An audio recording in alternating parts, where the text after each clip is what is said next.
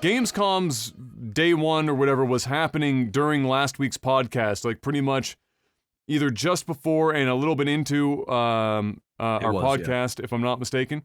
And so I just have some highlights, because there wasn't like a hell of a lot that went down that was like super important that people would probably give a shit about. And if you really cared or thought about it, you've probably already seen it. But our highlights that I've got down here are Outriders, which is an RPG shooter that looks a hell of a lot like Mass Effect Andromeda had a baby with like Destiny. Except it doesn't have like the fidelity of Andromeda or Destiny. And people already thought that the fidelity of Andromeda wasn't so hot. And I'm here telling you that it doesn't even look like it's up to Andromeda standards from that perspective. So it doesn't look that compelling, to be honest. It looks like the gameplay is going to get repetitive really quickly. It looks like almost every other video game in that genre on the market today, with basically zero differentiating factor whatsoever. And I think this game, if I had to take a guess, is probably going to be forgotten inside of a month of its release. It doesn't look like anything to be excited about or write home about. Also was shown Teardown, which is kind of a unique thing. A Swedish developer is putting this together, if I'm not mistaken. I have it listed as a puzzle heist action title, and it's done all in voxels, so not quite the same as Minecraft, but similar. So voxel is basically just Minecraft with even smaller blocks for all intents and purposes. And everything is destructible. Literally everything that you see is destructible.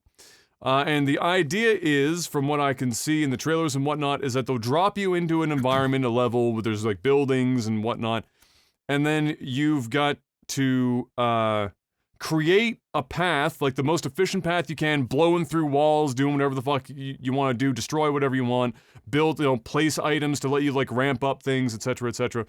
To get at items, as like the heist part, you're looking to steal these items, and then get to the extraction area, whatever they want to call it, on the other side in a limited time or as fast as humanly possible, is the idea of the game. It looked like it used some sort of ray tracing that I could see. It might even be like their own version of ray tracing that's not like RTX ray tracing, but just their own baked in. It looked good. It's a unique concept.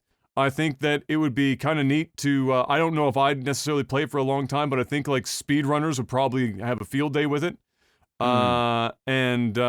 It's just a really cool concept. And seeing something that, a game where literally everything is destructible is kind of cool. And so you can check that out if you're interested. It's called Teardown, which is an apt name for sure. Next up, I saw Medal of Honor Above and Beyond. I haven't heard Medal of Honor in a long time. That's a name, it's been a hot minute since I've heard about it. But they're bringing it back, and they're using it for an Oculus Rift title, so it's a VR title. The trailer is out if you want to see it. It looked pretty good. You know, there's a fair amount of advanced hand stuff that you could do in there. I was seeing like knife flips and knife throws and stuff of that nature. I saw a lot of like gun butt whipping and all that kind of shit, and showcased some of the unique environments that you could be in. But at the end of the day, it's Medal of Honor, which a lot of people were excited about just even seeing a Medal of Honor game. The music was there. They remixed like the old Medal of Honor theme, so people were kind of hype about it. And it looks good. I don't know if it's only on the Oculus Rift platform or if they're going to have some other versions available, but you can check that out. I'm surprised they went this route instead of just using Medal of Honor for a standard game instead of locking it behind VR. But hey, it looks pretty good. It didn't look terrible. I mean, it's not looking like Half-Life Alyx or some shit. I mean, let me just set your expectations here. It looks budget, but it doesn't look bad. Like visually, it looks budget, but the game itself doesn't look terrible. Next up, Spellbreak, which people were streaming the alpha of like 2 years ago, if I'm not mistaken. Did you ever play any of it? I didn't play it. I tried to get a beta key at one point, and I just couldn't get one. And I watched a few people play it. was never really that popular. It was like dudes just flying around killing each other with spells. Yeah. Yeah. And it looks like it's continuing to be exactly that. Dudes flying around killing each other with spells. I wouldn't necessarily classify it as a battle royale, but it's like an arena fighter of sorts, Yeah. I guess, would be the way to describe it. And yes, they're releasing their full game now is coming up. And I think that's out, should be out today. I think the 3rd, if I'm not mistaken. Okay. And then the last little piece of information, and probably the biggest name for a game that was on that list that I saw, was Dragon Age 4. They had some behind-the-scenes footage of the development for the game, talking about Dragon Age and Dragon Age 4, showing little hints, bits and pieces, sprinkling the breadcrumbs, getting people excited, and that was about it. That was about the Gamescom thing. I hope they do well by Dragon Age 4. I haven't played Dragon Age since I played the first one, because none of them have appealed to me since I played the first one, but maybe this will be the one that gets me to come back and play some more, because the first one was good. The pacing was fucking terrible, but the game was fun.